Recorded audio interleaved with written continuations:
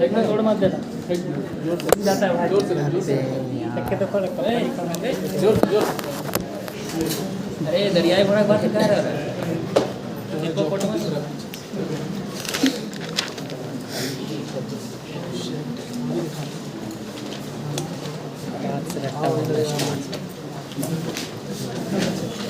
नवंबर 11 होता है। सामंतवादी काल का जो राजनीतिक व्यवस्था था, सामाजिक व्यवस्था था, धार्मिक व्यवस्था था, कैसा था?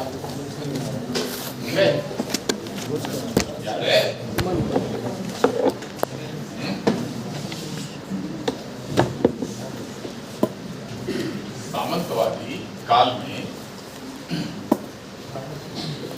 क्या सिस्टम था, सोसाइटी कैसी हो गई थी, राजनीतिक व्यवस्था पॉलिटिकल सिस्टम कैसा हो गया था, इकोनॉमी कैसा था, रिलीजियस कंडीशन कैसा था, ये सब बताए तो याद है? क्या हुआ था? जजमानी व्यवस्था चल रही थी। सबसे ज्यादा इंपॉर्टेंस था लैंड का, जमीन का। क्वाइन का इंपॉर्टेंस घट गया था, है ना? लॉन्ग डिस्टेंस ट्रेड तो दूर की बात, डोमेस्टिक ट्रेड भी नहीं हो रहे थे, ठीक ना? और ये भी बात ध्यान रखेंगे कि व्यापार जब होता है ना, तो व्यापार में सिर्फ वस्तुओं का एक्सचेंज नहीं होता, बल्कि आइडिया का भी सर, आइडिया का भी होता है, आइडिया का जी सर। ना कौन आ रहा है सर? तो जब यहाँ पर इकोनॉमी खत्म हो गई तो क्या आइडिया एक्सचेंज होगा? No sir. सोसाइटी आगे बढ़ेगी, राजनीति डेवलपमेंट होगा, और धर्म में तो अंधविश्वास तो टिक पर रहेगा, है ना? अगर किसी के पास कोई आइडिया आ भी गया तो वो छुपा करके रखेगा, बताएगा नहीं। इसलिए नहीं बताएगा, ये जान करके नहीं कि लोग जान जाएंगे, ये जान करके कि लोग जान गए तो मार देंगे। क्यों? क्योंकि धर्म ऐसा नहीं करने देगा, क्योंकि हरेक ज्ञान पर किसका पकड़ था? धर्म का। ज्ञान धर्म से होता है। धार्मिक शिक्षाएं थी, तर्क पर आधारित शिक्षाएं नहीं थी। तो ऐसे में हम यहां देखेंगे कि सामंतवादी काल में जो सिस्टम थे, समाज थे, वो टूट गए थे, कमजोर पड़ गए थे। क्षेत्रीयता की भावना ज्यादा थी, संघर्ष ज्यादा था, कई प्रकार के सोशल डिमेरिट्स थे। लेकिन जब भारत में अंग्रेज आएंगे तो यही सिस्टम टूट जाएगा। ये जो सिस्टम है ये टूट जाएगा। होगा क्या कि ऐसा नहीं है कि ये केवल भारत में ही चल रहा था, पूरी दुनिया में ऐसा था, और दुनिया में तो भारत से और भी ज्यादा बदतर स्थिति थी।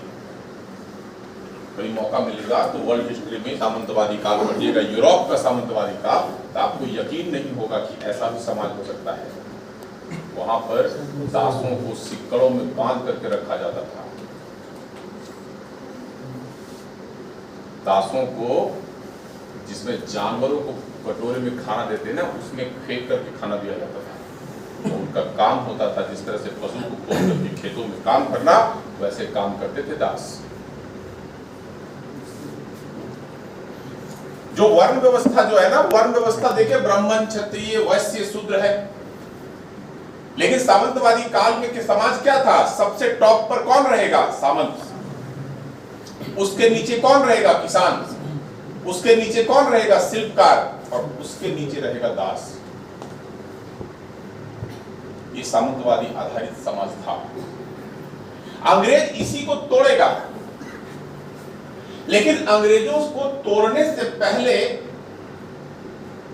जो नए नॉलेज थे, इनको एक व्यक्ति संरक्षण देकर के रखा था, जिज्ञासु व्यक्ति था। उसको नए नए आइडिया, नया नया नॉलेज जानने का, देखने का शौकीन था। वो कौन था? वो था चंगेज खां का ग्रैंड सन कुबलाई खां। नाम सुने? कुबलाई खां जो है वो ग्रेट बेंजिंटाइन साम्राज्य का जो सुशासक था और कॉन्स्टेंटिनोपल कुस्तुनतुनिया का उसकी राजधानी थी। कुस्तुनतुनिया से वो शासन करता था। कुस्तुनतुनिया अभी कहाँ है? इस्तांबुल, इस्तांबुल जो है। तो यहां पर क्या हुआ कि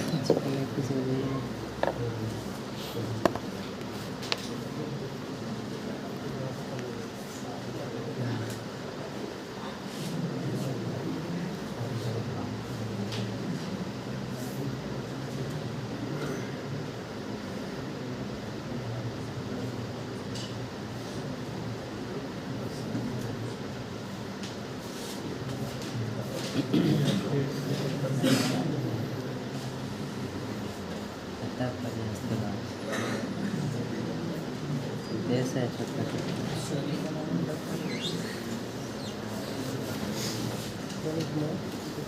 पेन बनाओ।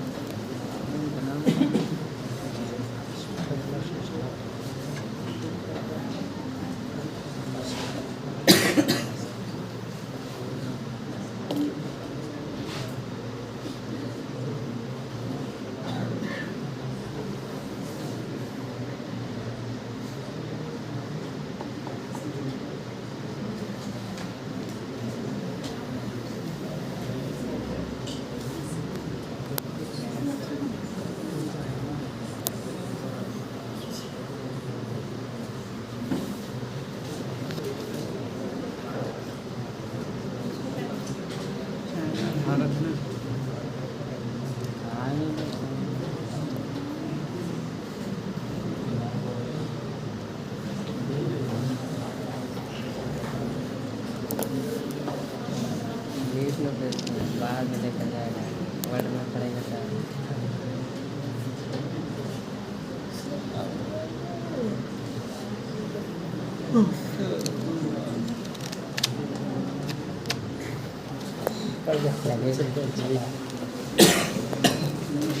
ये क्या है पता है? ये लाइन ठीक है, सिल्क रूट पर ही था कुस्तुनतुनिया।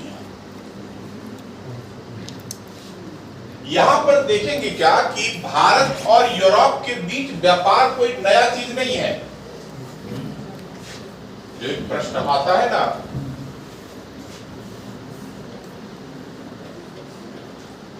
भारत की खोज किसने किया? किसने किया? Vasco D gamma. भारत खोया हुआ था। नहीं, वही तो अभी सोच रहे सर। बस रास्ता मिल गया, नया मार्ग मिल गया जी सर, रास्ता मिला था सर। भारत तक पहुंचने के लिए वो समुद्री मार्ग की खोज किया है। लैंड रूट तो है ही पहले से। सिकंदर कहां का था? भारत यूरोप का था। मेगास्थनीज कहां का था? यूरोप का था। टॉलमी कहां का था? यूरोप का था। तो ये सब जो लोग हैं, ये सब तो पहले से जानते ही हैं भारत। एंशिएंट इंडिया में आपको बताए कि भारतीय वस्तुओं की डिमांड जो है वो कहां? यूरोप में थी ही। भारतीय हैंडीक्राफ्ट का, भारतीय कॉटन प्रोडक्ट का, रेशम सिल्क प्रोडक्ट का, मसाले का, इन सब का डिमांड था। मसाला का डिमांड क्यों अधिक था वहां पर? इसलिए क्योंकि यहाँ पर ठंड अधिक पड़ता था, और ठंड अधिक पड़ता था तो ऐसे में मांस पर मसालों की लेप लगा करके रख देते थे, खराब नहीं हो।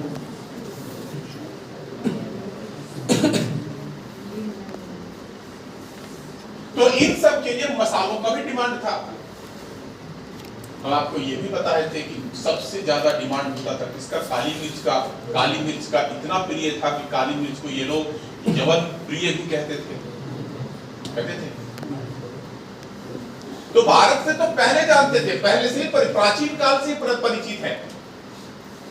5वीं सदी 5th सेंचुरी बीसी से भी हेरोडोटस भी इसके बारे में जानता था, भारत के बारे में। तो फिर भारत की खोज नहीं किया, बल्कि भारत तक पहुंचने के लिए समुद्री मार्ग की खोज किया है, या नए मार्ग की इसने क्या किया है? खोज किया है। किसने किया? वास्को डी गामा ने। क्या जरूरत पड़ गया? ये रूट जो है, हुआ क्या कि इस रूट पर जो है ना, कौन? कुबलई खां। इस रूट से जितने भी व्यापारी होते थे, ये जो है ना, ये क्या है? ये है भूमध्य सागर, मेरिडियन सी।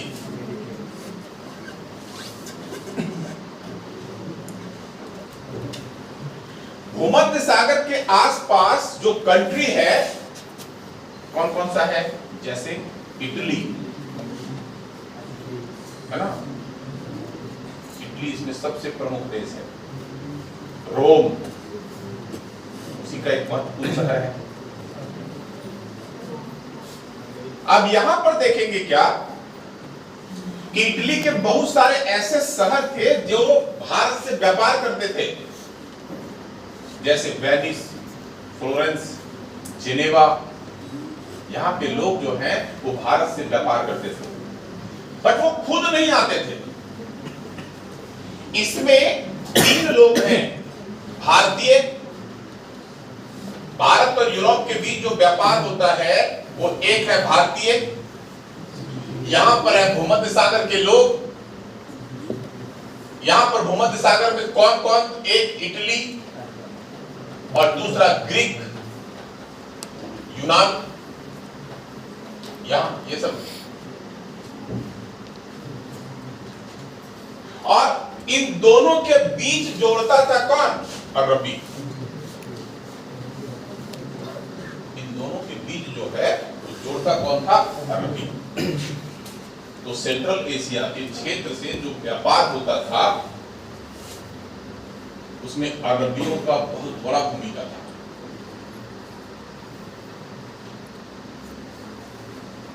इस रूट से जब व्यापार होता था तो कुबलई खां उन लोगों को अपने दरबार में बुलाता था, इस रूट के व्यापारियों को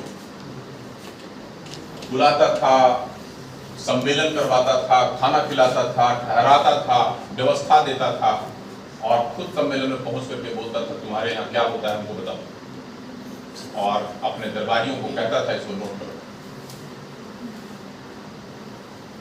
तो नए नॉलेज को प्रोटेक्ट करता था, जिज्ञासा प्रवृत्ति थी उसमें, जिसके कारण क्या हुआ कि ये जो कॉन्स्टेंटिनोपल है, जो कुस्तुनतुनिया है, ये नॉलेज का हेड बन गया, नॉलेज का सेंटर बन गया। ठीक है, ज्ञान का केंद्र बन गया, एक प्रकार का ब्रेन बन गया पूरा दुनिया का। अब जब दुनिया के हर क्षेत्र में लोगों को पता लगने लगा कि कुबलई खां हमारे जैसे लोगों को, ज्ञानी लोगों को संरक्षण देता है, सहायता करता है, तो हर जगह से जाने लगे, चाइना से जाने लगे, भारत से जाने लगे, अरब से जाने लगे, सेंट्रल एशिया से जाने लगे, अरब को यूरोप से आने लगे, और सब पढ़ते थे, रिसर्च करते थे, लिखते थे, पांडुलिपि पर लिखते थे। इन सब के कारण जो है उनका दरबार, उसका जो रॉयल कोर्ट है वो एक चलता फिरता यूनिवर्सिटी बन गया। यूनिवर्सिटी तो नहीं था, बट यूनिवर्सिटी के जैसा हब था वो नॉलेज का। कुबलई खां जब तक रहा तब तक कुछ दुनिया पर कुछ नहीं हुआ। खुद ताकतवर है। तो साहित्य को और नॉलेज को तो समर्थक तो है ही, लेकिन वो ताकतवर भी है। जैसे ही कुबलई खां की मृत्यु होगी, अब यहां से अरब से आक्रमण करने के लिए, पूरब की ओर धर्म का प्रचार करने के लिए बढ़ेंगे। बताए थे ना, अरबी लोग धर्म का प्रचार करेंगे। कुछ लोग तो भारत आ भी गए, जैसे मोहम्मद बिन कासिम। लेकिन कुछ लोगों का संघर्ष तो यहां पे हो ही रहा है ना, किससे? तुर्कों से। अरबियों का संघर्ष किससे हो रहा है? तुर्कों से। 300 वर्ष तक ये युद्ध चला था। ना तो तुर्क हारे थे, ना अरबी हारे थे। बाद में दोनों के बीच समझौता हुआ था। हम बताए थे कि ठीक है, वो इस्लाम स्वीकार करेंगे, लेकिन अपना कल्चर नहीं छोड़ेंगे। तो ऐसे में जब ये इस्लाम स्वीकार कर लिए, इन पर जब इनको जो शक्ति मिल गई, संगठित हो गए, तब इस क्षेत्र पर अब किसका अधिकार हो गया? तुर्क। और तुर्क क्या स्वीकार कर लिए हैं? इस्लाम। और इस्लाम जो है ये किस तरह का है? सुन्नी। और हम बता चुके हैं कि ये क्या बात करेंगे? सुन्नाह का, अर्थात परिवर्तन की बात नहीं करेंगे। और जैसे परिवर्तन की बात नहीं करेंगे, जब कुस्तुनतुनिया पर 1453 में अधिकार हो जाएगा किसका? तुर्कों का। तो अब यहां के जितने विद्वान रहेंगे सब डर जाएंगे और डर करके भाग गए।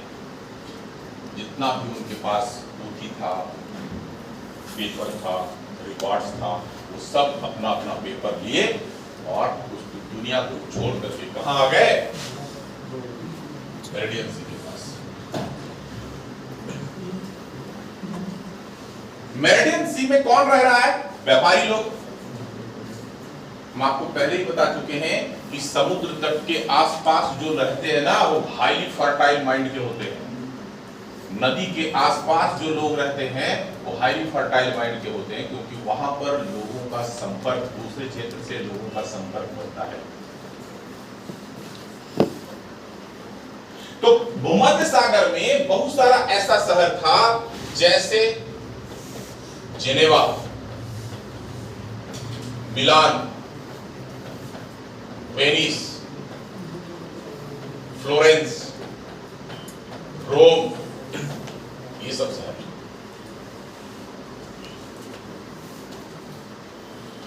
यहां पर लिबर्टी थी। कुबलई खां सबको लिबर्टी दे रखा था। बोलो जो बोल रहा है, जो लिखना है लिखो। राज्य कैसा होना चाहिए बताओ, व्यापार कैसा होना चाहिए बताओ। हर एक क्षेत्र पर जो यहां पर क्या था? नॉलेज था। और जब ये भूमध्य सागर के आसपास गए, ये विद्वान लोग भूमध्य सागर के आसपास गए, तो यहां देखेंगे क्या कि यहां के जो व्यापारी हैं, ये व्यापारी बहुत चिढ़ते थे। किससे? सामंत से और पोप से, पादरी लोगों से। एक तो कोई काम नहीं करते ये, और दूसरा सभी शक्तियां इन्हीं के हाथ में थी। किसानों का शोषक है, आमजन का शोषक है, धर्म के नाम पर डराएगा, शक्ति के नाम पर डराएगा। और इन दोनों के कारण यहां के व्यापारियों को बहुत दिक्कत होती थी। व्यापार सही से नहीं हो पाता था। तब हम देखेंगे क्या कि इन व्यापारियों का जब संपर्क हुआ यहां के विद्वानों के साथ, इंटेलेक्चुअल लोगों के साथ, तो इन्होंने कहा कि तुम मेरे घर में रह जाओ, तुम्हारा हाथ कैसे उठाएंगे, बशर्ते तुमको तुम्हारे पास जो ज्ञान है तुम मेरे बच्चों को देना होगा। और यहां से वो अंकुर, वो बीज पड़ना शुरू हो गया। अभी सिर्फ कुस्तुनतुनिया के राज दरबार में है, घरों में नहीं। वो जो इंटेलेक्चुअल आइडिया है ना, जो आपको कल बताए मॉडर्न आइडिया, एक्चुअली में उसको रोमांटिक आइडिया बोलते हैं। रोमांटिक का मतलब सुन करके लोगों के मन में एक रोमांचकारी घटना घट जाना कि ऐसा भी हो सकता है, हम भी राजा को गाली दे सकते हैं, ऐसा हो सकता है। कम अभी ना आपको लग रहा है कि हम तो गाली देते हैं सर, लेकिन उस समय सोचिए जिस समय अलाउद्दीन खिलजी रहा होगा, मोहम्मद बिन तुगलक रहा होगा, क्या गाली दे सकता था कोई? आलोचना कर सकता था राजा का कोई? नहीं कर सकता था। आज करता है सब। तो एक रोमांचकारी घटना था ये। तो इन व्यापारियों ने कहा कि तुम मेरे बच्चों को पढ़ाओ, तुम जो हो वो हमें डिलीवर करो, तुम्हारे खर्च हम चलाएंगे। और यहां से वो बीज फलना फूलना शुरू हुआ। यहां से उनके बच्चों में लिबर्टी गई। लिबर्टी ये गई कि हम इसका क्रिटिसाइज कर सकते हैं, पैसा मेरे पास है, रिसोर्स मेरे पास है, टैक्स भी हम ही दें उसको। वही चीजें जो आपको बताए एंशिएंट पीरियड। जब ये मिडिल क्लास, ये व्यापारी के वर्ग जो है उठ खड़ा होगा तो इनकी शक्तियां जो है कमजोर होने लगेगी। क्यों? क्योंकि इसके पास आइडिया है। कैसे आइडिया है? जैसे प्रिंटिंग मशीन। प्रिंटिंग मशीन का आविष्कार कहां हुआ था? चाइना में। कहां चला गया? कुबलई खां के दरबार। फिर कहां चला गया? रोम, पुर्तगाल। पेपर का आविष्कार कहां हुआ? चीन में। कहां चला गया? कुबलई खां के दरबार। मैप का आविष्कार कहां हुआ? मोरक्को में। कहां चला गया? कुबलई खां के दरबार, मार्को पोलो। तो ये सब जो आइडिया, सोनार जानते क्या होता है?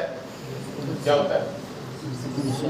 समुद्र की गहराई और डिस्टेंस के बारे में बताता है वो। सोनार का भी आविष्कार हुआ, वो भी कुबलई खां के दरबार में। पाल क्या होता है पता है? पाल नाव में जो कपड़े का पाल लगा रहता है ना।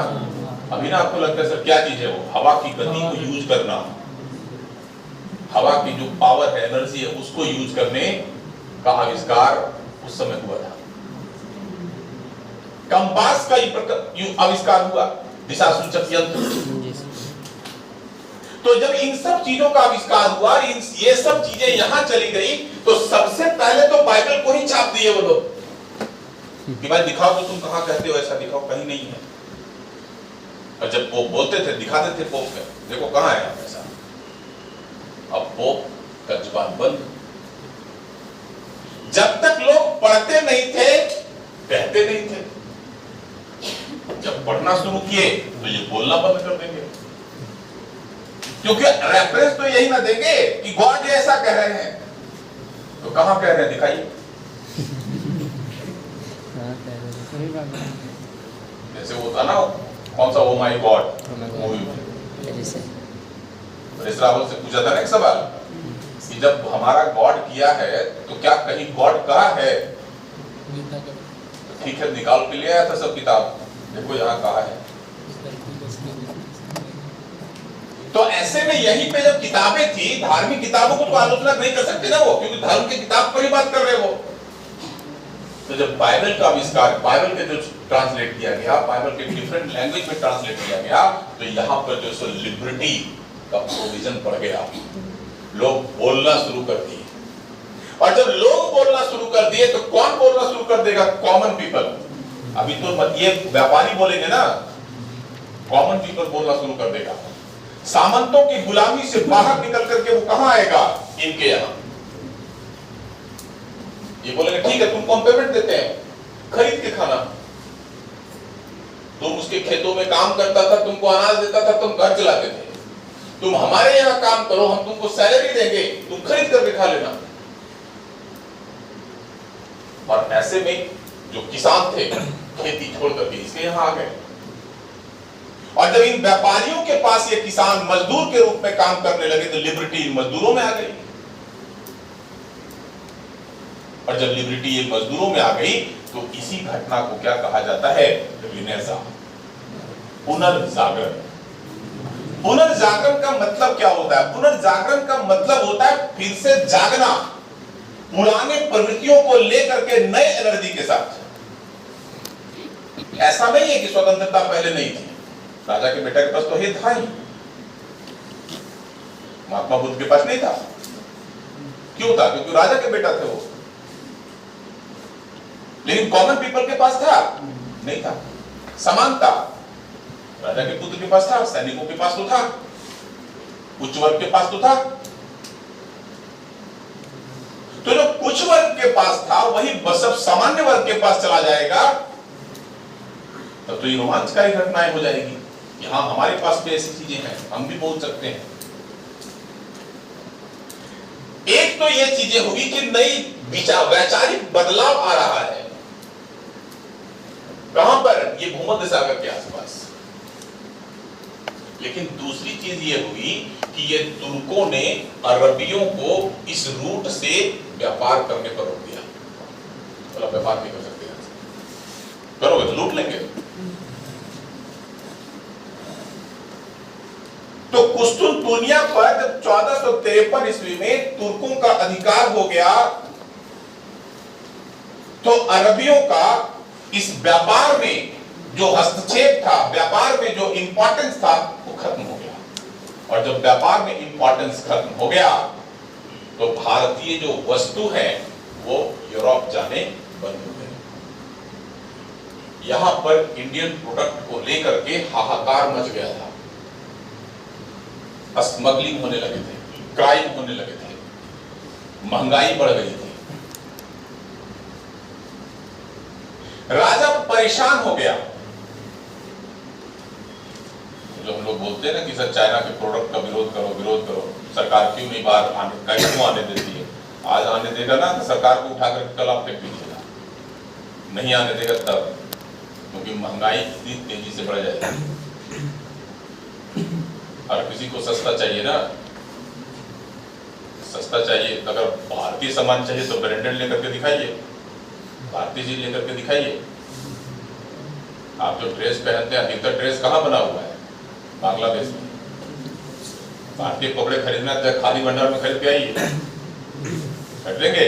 नहीं खरीदेंगे, क्योंकि ट्रिपल रेट है।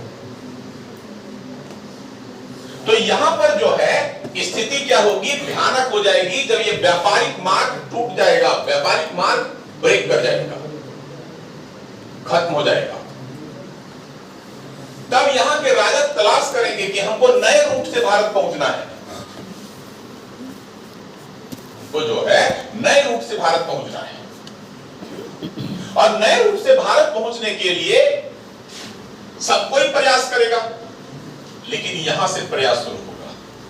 यहां पर दो देश है, एक है स्पेन और दूसरा है पुर्तगाल। पुर्तगाली था वो। एक है स्पेन और दूसरा है पुर्तगाल।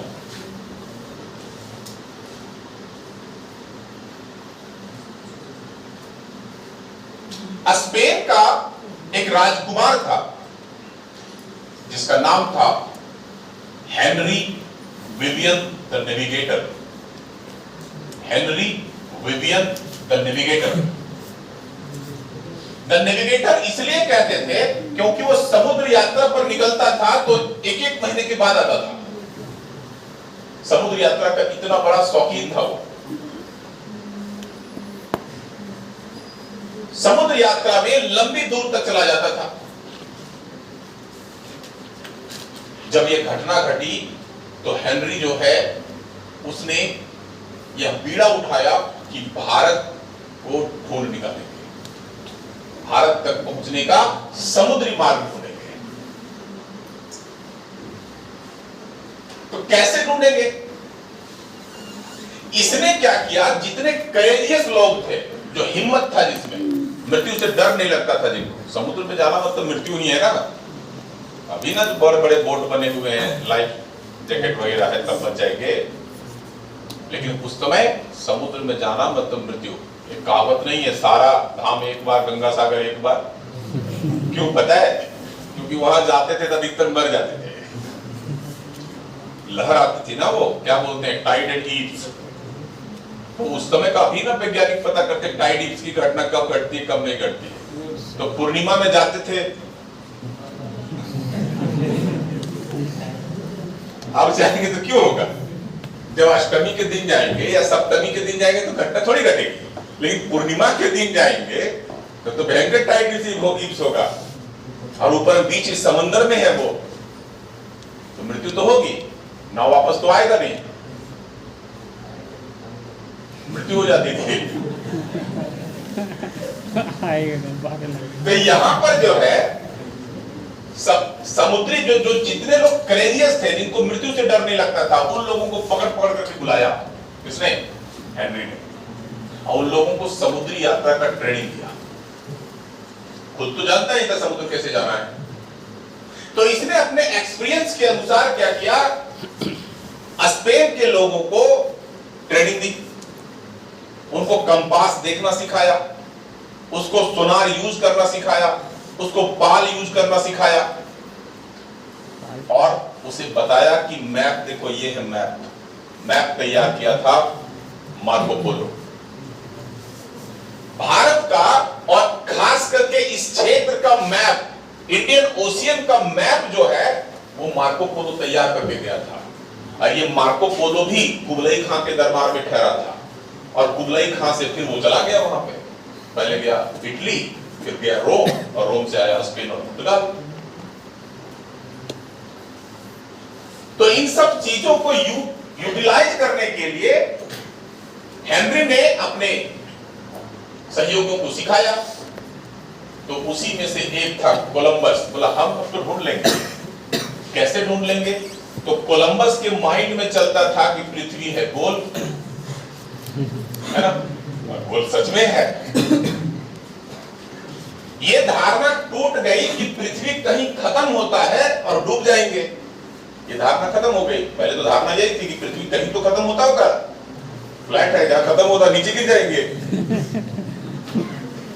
तो मार्को पोलो ही बताया था ऐसा नहीं है। तो यहां पर देखेंगे क्या कि जब पृथ्वी गोल है तो हेनरी बताया कि हम हैं कहां पे? वेस्ट में। इंडिया इस रूट से जाते तो कहां है? ईस्ट में। हमारे तरफ भी समुद्र है और इधर भी समुद्र है, तो क्यों ना हम पूरा वेस्ट ही चलते जाएं, ईस्ट में जाएगा। ये कॉन्सेप्ट था। कॉन्सेप्ट गलत थोड़ी है, ठीक है। इधर भी समुद्र है, इधर भी समुद्र है, इधर भी जमीन नहीं है, उधर भी जमीन नहीं है, तो हम इधर समुद्र ही चलते हैं, उधर जमीन मिल जाएगा। क्यों? क्योंकि पृथ्वी गोल है। तो कोलंबस ठान लिया, चल दिया, और कोलंबस गया। देखिए जो यूरोपियंस है ना, यूरोपियंस बेसिकली यहां के लोगों को जानते हैं, केरला, तटवर्ती प्रायद्वीपीय भारत, क्योंकि व्यापार यहीं से हो रहा है ना। हैंडीक्राफ्ट लोग, मसाले यही हैं। और यहाँ के लोग कौन है? द्रविडियन, सांवले हैं, काले हैं। तो यहां पर देखेंगे क्या कि कोलंबस निकला अटलांटिक ओशियन में, और जब अटलांटिक ओशियन निकलते हैं उसको जब जमीन मिली तो बहुत खुश हुआ, इंडिया मिल गया। काले लोग भी थे लेकिन मसाला ढूंढा नहीं मिला, हैंडीक्राफ्ट ढूंढा नहीं मिला। तब जो है हार गया। उसको जाना था ईस्ट, ढूंढना था इंडिया, बट रह गया वेस्ट में ही, और मिला उसको नया इंडिया। इसलिए उसको बोलते हैं वेस्ट इंडीज।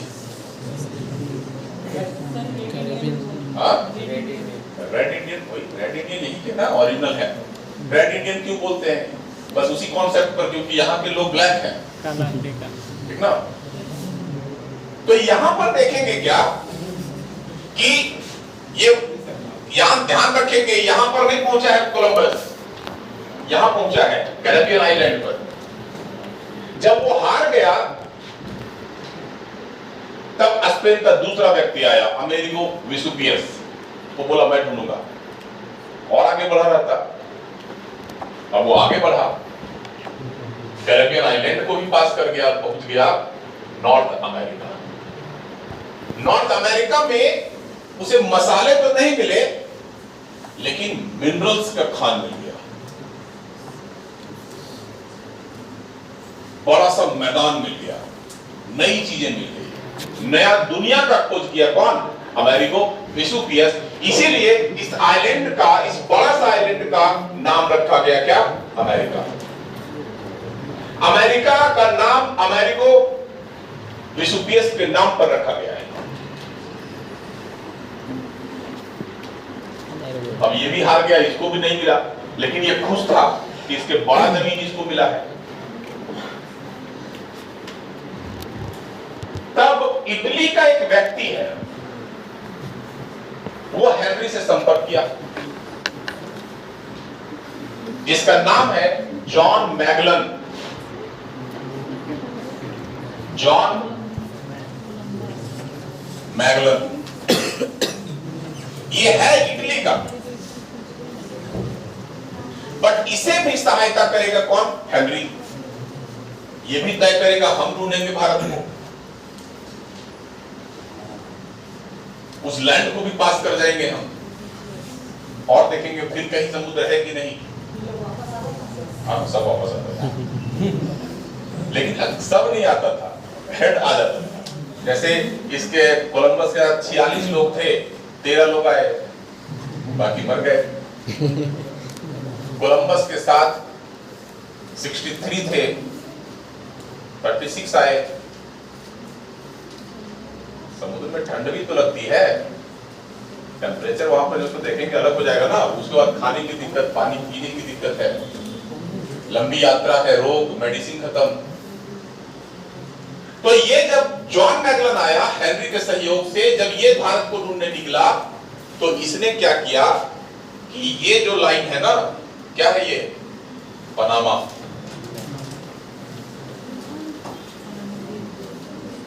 पनामा को क्रॉस कर गया,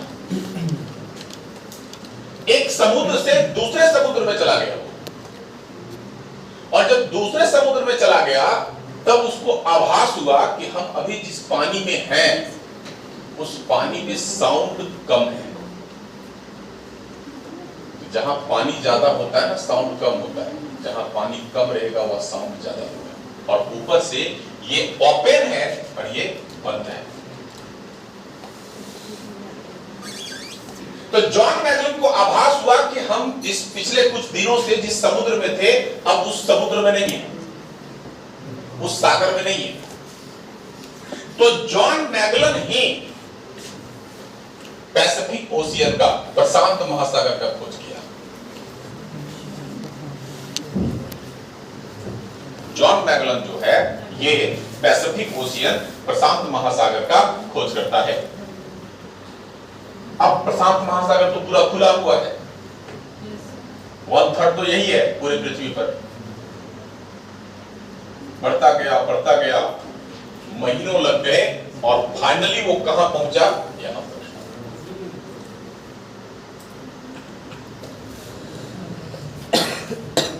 यहां पहुंचा। क्या है यहां पर? फिलीपींस। वो फिलीपींस पहुंच गया, लेकिन भारत नहीं मिला। भारत के कितना नजदीक पहुंच गया, देख रहे?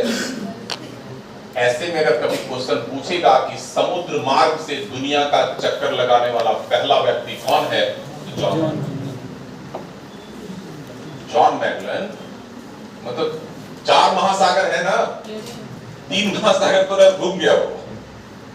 इंडियन ओशियन आ गया, उसके बाद अटलांटिक ओशियन पास किया, पैसिफिक ओशियन पास किया, तीनों ओशियन देख लिया बड़ा ओशियन। तो यहां पर जो है वो फिलीपींस आ गया, लेकिन फिलीपींस के बाद आगे उसकी हिम्मत नहीं हुई, फिर वो वापस लौट गया।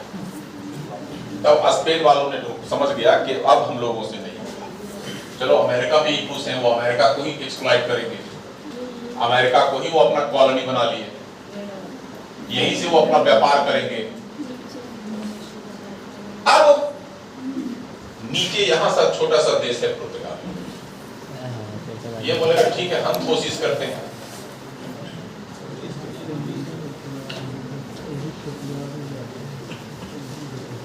पुर्तगाल का एक यात्री है Vasco D gamma. Vasco D gamma पढ़कर के रखा था कि समुद्र के रूट के बजाय अफ्रीका, क्योंकि मोरक्को यहीं पर है, तो मोरक्को का ही यात्री था कौन? Marco Polo. तो ये जो है समुद्र के रूट पकड़ करके ही आगे बढ़ा था मोरक्को से। मार्को पोलो अफ्रीका का तट होते हुए गया था, वास्को डिगामा ये जानता था। लेकिन वास्को डिगामा से पहले एक व्यक्ति है जिसका नाम है जे बार्थो लोमियो डियाज। इसने इस लैंड को ढूंढ लिया। क्या है ये? Madagascar, cape of good hope, आशा अंतरिक्ष द्वीप। वो मेडागास्कर तक पहुंच गया। वो अफ्रीका का तट होते हुए वो कहां पहुंच गया? मेडागास्कर। और जब मेडागास्कर पहुंच गया तो फिर ये वापस आ गया।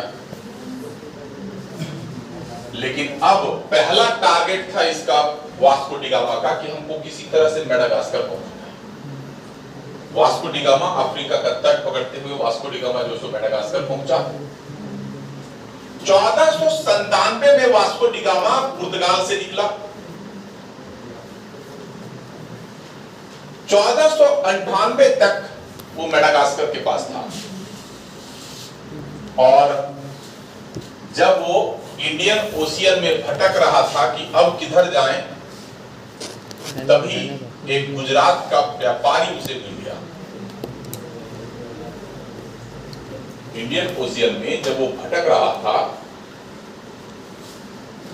तभी एक गुजरात का व्यापारी उसको मिल गया जिसका नाम है अब्दुल मुनीद।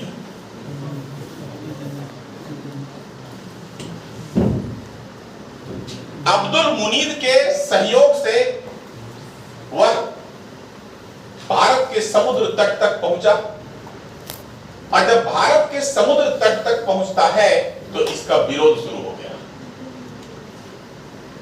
क्वेश्चन पूछेगा कि इंडियन ओशियन में, अरब सागर में वास्को डिगामा के प्रवेश को किसने विरोध किया? किसने किया? कौन करेगा विरोध?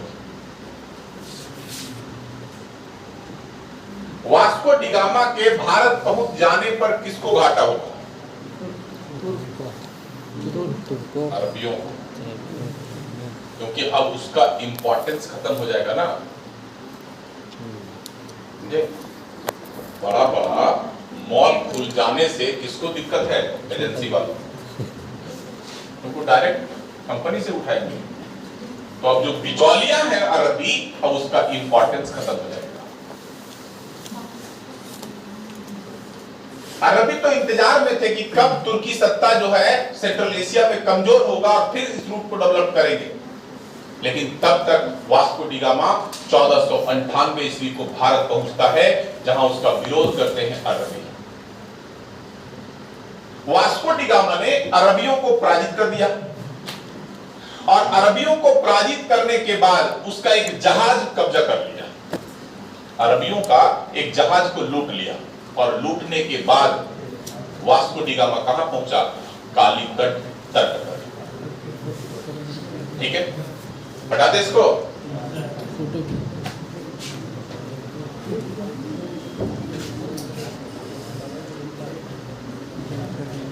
चौदह सौ 98 में एक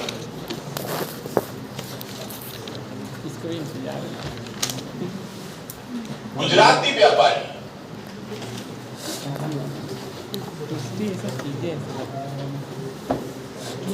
मन नहीं लग रहा है इसमें। अब्दुल मुनीद के सहयोग से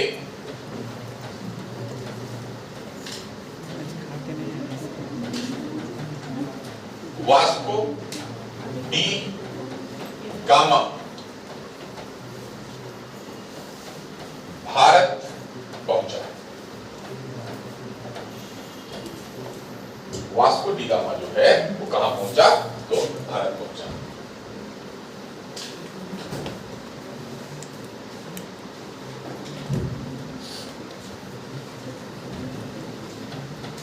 सागर में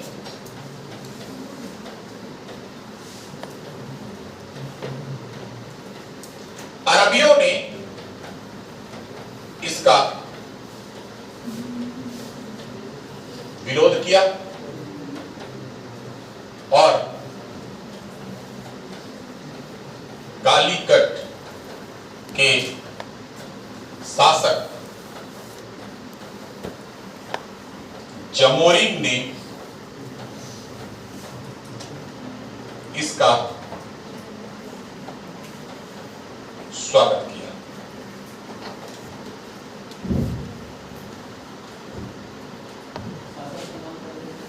जमोरिन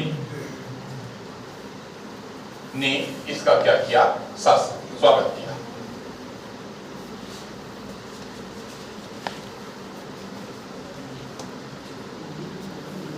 जमोरिन जो है वास्को डिगामा से मिल करके बहुत खुश हुआ। क्यों? क्योंकि इन अरबियों से वास्को डिगामा ने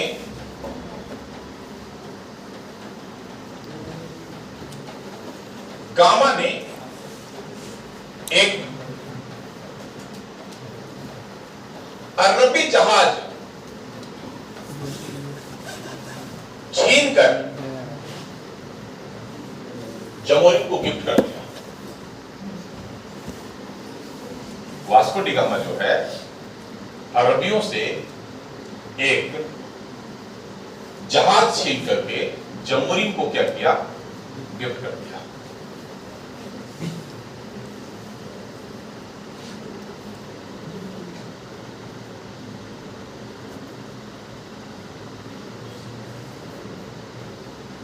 हो गया?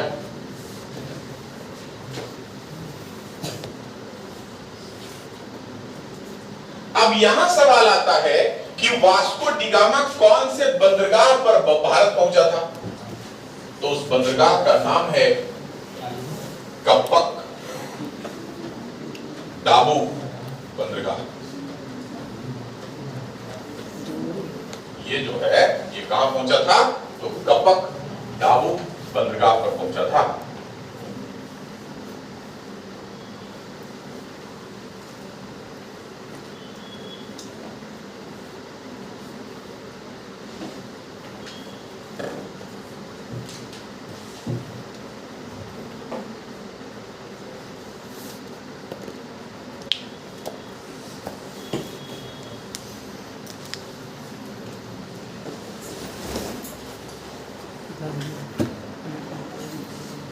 हो गया?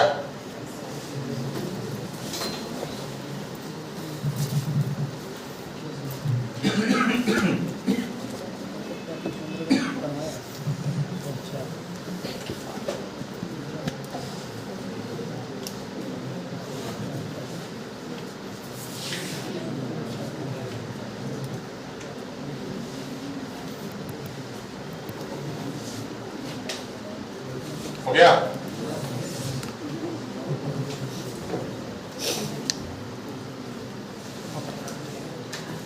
देखिए अब क्या होगा जब स्पेन ने अमेरिका को ढूंढ लिया, पुर्तगाल ने भारत को ढूंढ लिया, तो पहले जो रईसी कहां था? इटली में और यूनान में, है ना? रोम की सभ्यता और यूनान की सभ्यता, ग्रीक सभ्यता। अब ये रईसी खत्म हो जाएगा उसका, व्यापारी नहीं होगा, कहां से रईस रहेंगे? अब रईस हो जाएंगे ये दोनों, पुर्तगाल और स्पेन। अब इनका व्यापारिक जो जहाज है वो भारत से पुर्तगाल पहुंचेगा, अमेरिका से एक स्पेन पहुंचेगा। दिन प्रतिदिन ये अमीर होंगे। आप इससे अंदाजा लगा लीजिए कि वास्को डी गामा जब भारत से वस्तुओं को यूरोप ले गया तो उसे 60 गुना लाभ हुआ। जितना प्रोडक्ट वो ले गया यहां से, भारत से, उस पर उसको 60 गुना लाभ हुआ, 60 टाइम्स उसको प्रॉफिट हुआ। और पुर्तगाल का राजा इस खुशी में एक टाइटल ले लिया जिसका नाम टाइटल का है वाणिज्य का प्रधान, king of commerce, king of commerce का उसने टाइटल लिया। वाणिज्य का प्रधान का इसने उपाधि लिया।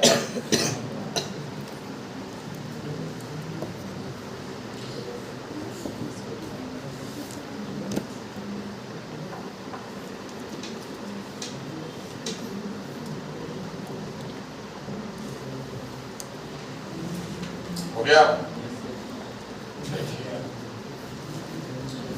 तो यहां से शुरू होता है हम लोगों का पहला टॉपिक मॉडर्न इंडिया का, और वो टॉपिक है भारत में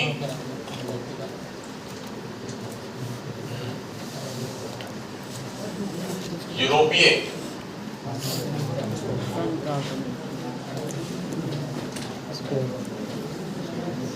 कंपनियों का आगमन।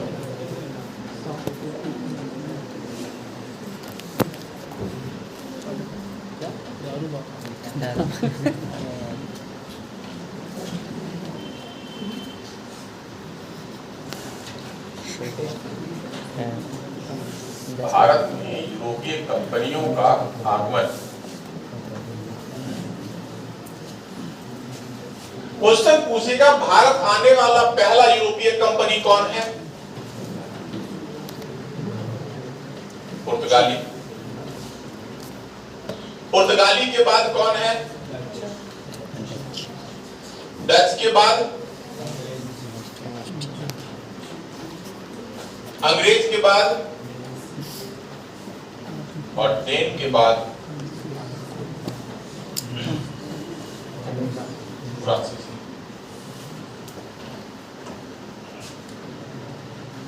ये कब आया? 1498। ये कब आया? 1605। ये कब आया? 1608। ये 16, और ये कब आया? 1664। 1664।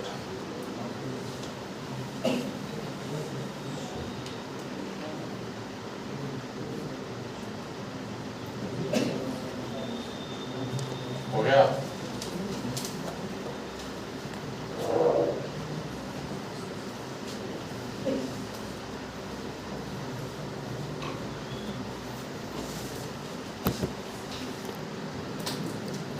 ये भारत आने का क्रम है, ठीक ना?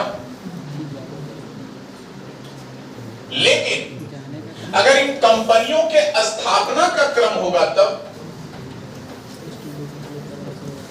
तो सिर्फ यहां बदल जाएगा, यहां बदल जाएगा।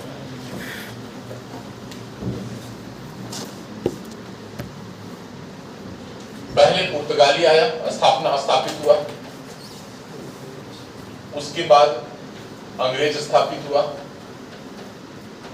उसके बाद डच, फिर डेन, और फिर फ्रांसीसी। 2 मिनट यहाँ पर एक्सचेंज करिएगा डेट को।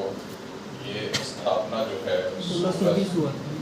1620 होगा ये, और बना था ये 1600। ये बना था 1602, ये बना था 1600, और ये 1498 ही, और ये 1661।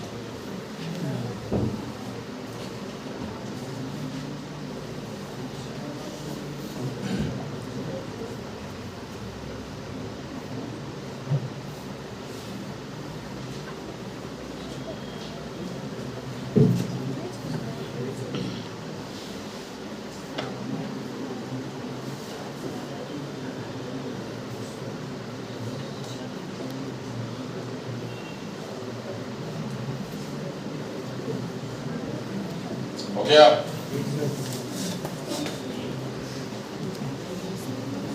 अब अगर क्वेश्चन पूछेगा कि सबसे पहले कौन गया,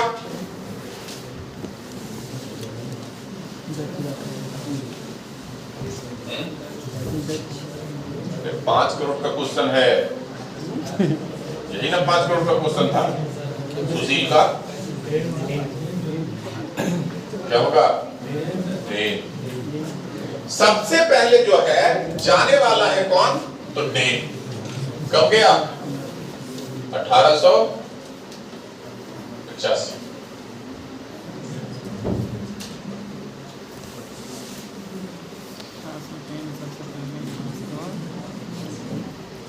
नहीं सॉरी 1885 नहीं, 35। 2 मिनट, 1835।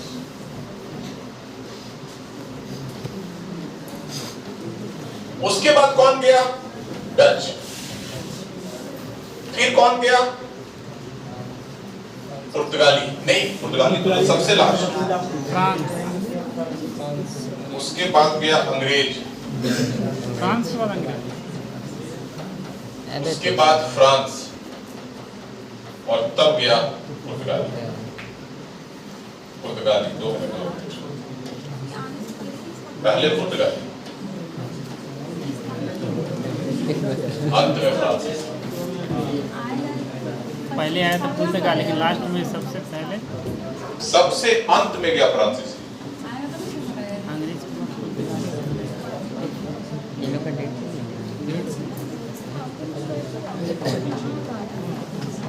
क्या होगा?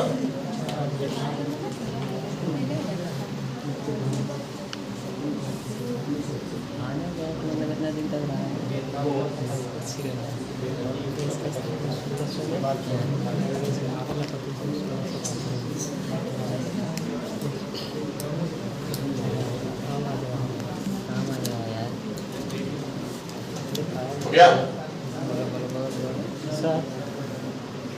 सर हाँ क्या? अंग्रेजी कंपनी 1608 में है। हाँ अंग्रेज 1608 में है सर। हाँ और स्थापना 1600 में लिखा है। हाँ, वही तो दिक्कत है। ईस्ट इंडिया कंपनी 1600 में स्थापना हुआ, आया 1608 में। हाँ? लेट कैसे हो गया उसको? आगे चल गया। हाँ?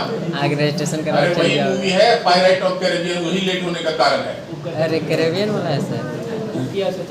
उसको सब घेर लेता है ना। तो कैरेबियन। हुआ क्या कि स्पेन लोग कमा रहा है, पुर्तगाल भी कमा रहा है। 8 साल और जब पुर्तगाल कमा रहा है तो यहाँ पर ये जो है ना महारानी एलिजाबेथ, ये देख रही है ये दोनों बढ़िया से कमा रहा है, हम क्या करें? तो ये पाल ली लुटेरों को। समुद्र में जितने लुटेरे लोग थे ना उनको पाल दी। बोले तुम्हारा खर्चा हम लेते हैं, तुम्हारा सिक्योरिटी का भी व्यवस्था करते हैं, तुम्हारा हथियार का व्यवस्था करते हैं। एक ही काम करो। क्या काम करो? पुर्तगाल के जहाज को लूटो और स्पेन के जहाज को लूटो। अब लूट करके ये धनी हो गई। और जब फैसला बैठा कि ऐसा नहीं चलेगा, तुम भी व्यापार करो, तो वही लुटेरों को वो व्यापारी बना। इसीलिए इसको कोई नहीं हरा पाया, क्योंकि जहां पर व्यापार करना है ठीक, नहीं करना लूट लो। इसीलिए जब यहां से लोग अंग्रेज गए थे ना भारत छोड़ करके, तो इन लोगों को लंदन में नहीं बसाया गया था।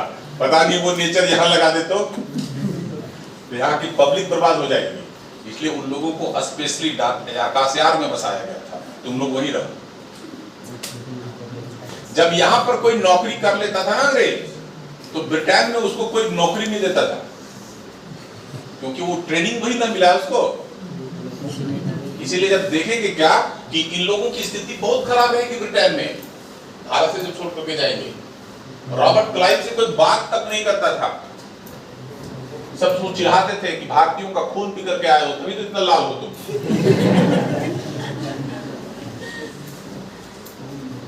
तो यहाँ पर स्थिति ऐसा नहीं है, बहुत खराब, उन लोगों की स्थिति बहुत खराब हो जाएगी। तो शुरू से नेचर ही रहा क्या? लूटने वाला। तो जब लूटने वाला नेचर रहा, तो जब भारत से व्यापार करने के लिए आएगा तो जितने व्यापारी थे सब इसको घेर लेंगे, भाई बचता बचता भागेगा। और जब बच करके भागेगा तभी जो तो किसी तरह से अपना निकलेगा हॉकिंस और पहुंच जाएगा जहांगीर के दरबार, और फिर शिकायत करेगा इन सब, देखिए हमको आने नहीं दे रहा था ये लोग। जहांगीर का क्वेश्चन पूछेगा कि जहांगीर से हॉकिंस ने किसकी शिकायत की? पुर्तगालियों की, अरबियों की, इन सब की शिकायत किया। ठीक है, तो आज यहीं तक। नेक्स्ट डॉक्यूमेंट देते हैं।